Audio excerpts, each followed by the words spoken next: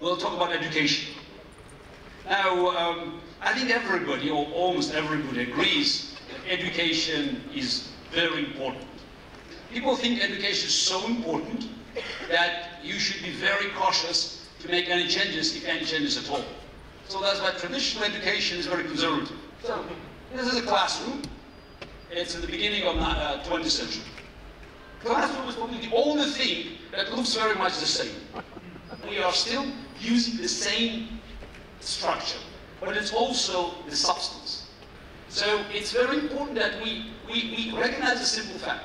It's no longer, a simple, one-way street where you have a teacher as the main source of information and authority, and the kids are learning.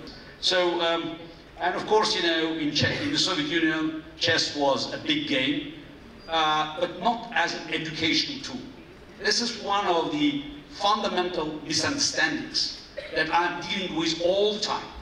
So, when I won my title and became world champion in 1985, I restored Botvinnik's school concept with Botvinnik, and eventually, I moved it beyond the borders of the former Soviet Union and built Kasparov Chess Foundation that is operating worldwide. That's one of the sessions of Kasparov Chess Foundation, a talented kid in New York City, and it's quite a different environment. The prime goal of Kasparov Chess Foundation was not to create grandmasters, though we created quite a few.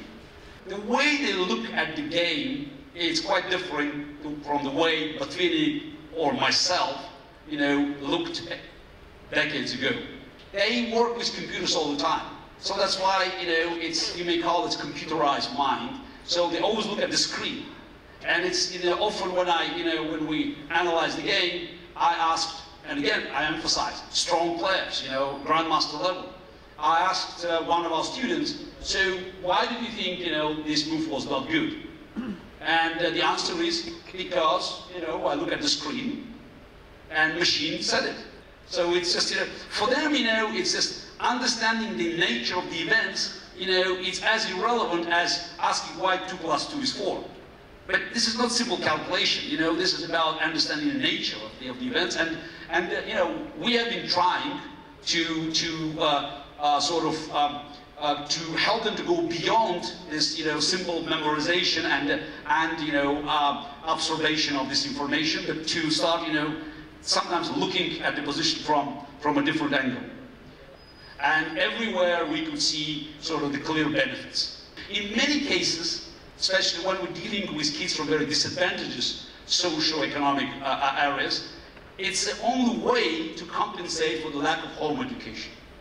Because they just, they have to learn simple things. I mean, sometimes you deal with kids, they don't know right, left, up, down, so elementary things. So we have different systems depending on the conditions of the country or region we're working in to make chess a very important tool that helps, kids to learn.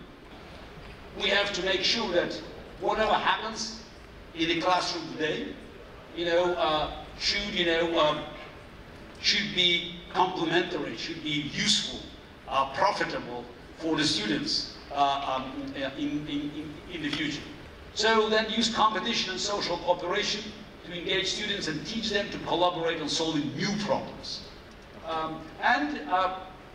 Of course, I could hardly avoid using chess as a metaphor, because each position is a new problem to solve. And the challenge when you go up to this, climbing the stairs, the challenge always increases. Of course, there are basic things that the kids must learn, but the moment you move to a more complicated area, what we learn is far less important than how we learn it. And I think this is the challenge of modern education that we have to address. I'm comfortable that country as creative and innovative as a state of Israel, could also pioneer some new creative revolutionary ideas that will help us to make educational system adjustable for the needs of the 21st century. Thank you.